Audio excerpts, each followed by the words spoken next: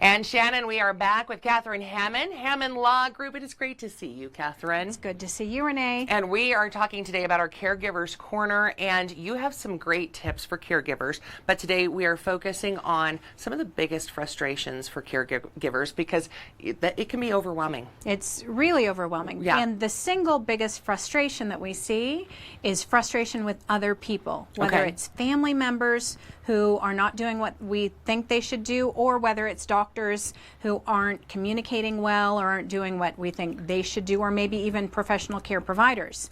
And people think that when they're frustrated with other people that it's all, it's out of their control. What we found is that people who learn to communicate well have a little bit more control over how things go.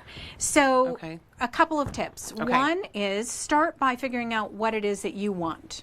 So if you want a break on Saturday, you need to identify that that's what you want. I want a break on Saturday so that I can have a little bit of me time and a break from taking care of mom. So maybe communicating to a friend or family member saying, okay, this is my day and I need that break. Right. So you identify what you want and then you communicate that clearly and directly.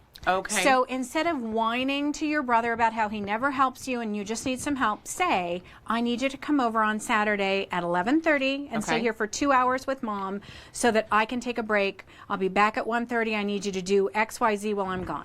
Perfect. So be more concise and direct when you are communicating. Figure out what you want. Now, when we're talking about health professionals, though, how can we communicate more directly with them? Because sometimes that can be a daunting thing. It's exactly the same, and I watched my stepmom struggle with this for years, taking care of my dad. Doctors have their own agenda. You need to stop. You need to be really, really assertive, and sometimes say it multiple times. This is what I want, or this is what I need. Or this is how it's going to be. Right, exactly. Because a lot of times, as the caregiver, obviously you are that person's advocate. You're usually their advocate. Absolutely. And there's no other advocate. The doctor is not there to be your advocate. Perfect. Okay. And if folks have questions about this and being about, help with being a caregiver, because as we know, it can be overwhelming, they can reach out with questions, can't they? Absolutely. So how do they get a hold of you? You can call our office at Hammond Law Group, which is 719-520-1474, or go online to coloradoestateplan.com. We also have an online community for people with a loved one with dementia. We can point you in that direction. Perfect. Always great tips. Catherine, great to see you. Good to see you. Shannon, back to you.